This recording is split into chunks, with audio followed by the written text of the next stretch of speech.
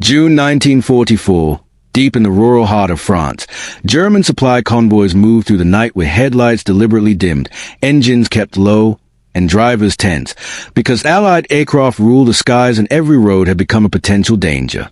Without warning, the lead truck jolted violently as a tire exploded, followed seconds later by another vehicle and then another, until within minutes the entire convoy sat stranded on a narrow country road, air hissing from shredded rubber.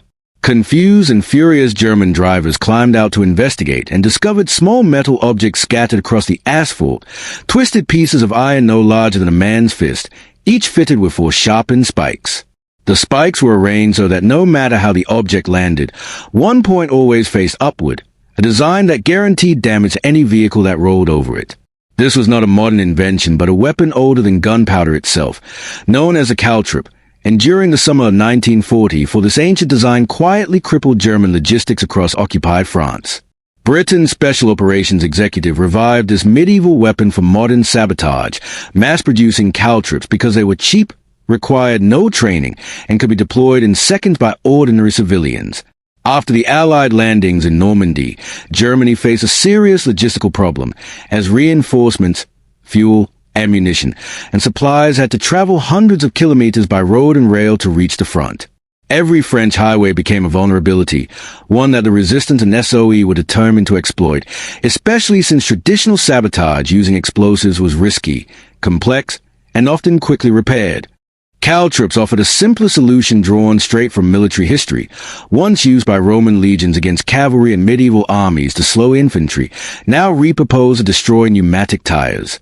The devices were developed and tested at Seoul Station 9 near Welland Garden City under Lieutenant Colonel John Dolphin and Professor D.M. Newitt, whose mission was to create weapons light enough for parachute drops and simple enough for untrained hands. The result was a solid metal caltrip with tetrahedral geometry that guaranteed one spike always pointed upward, a design later echoed by the American OSS with hollow spike versions praised as the simplest weapon ever produced. SOE also created disguised tire-slashing tools, including coin-shaped cutters with hidden blades and clasp knives fitted with claw-like slashes, all manufactured without markings or serial numbers. These weapons are produced and distributed through Station 12 near Stevenage, where millions of sabotage devices were dispatched nightly to occupied Europe through dangerous parachute drops from IAF Thamesford.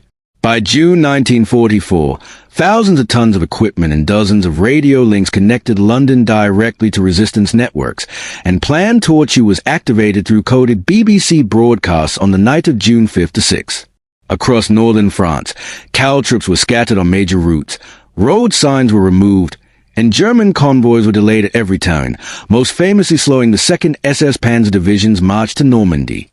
The true value of the caltrip was not measured in the number of tires destroyed, but in cumulative delay and friction, showing how an ancient piece of metal, cheaply made and widely distributed, helped slow a modern army in the summer of 1944.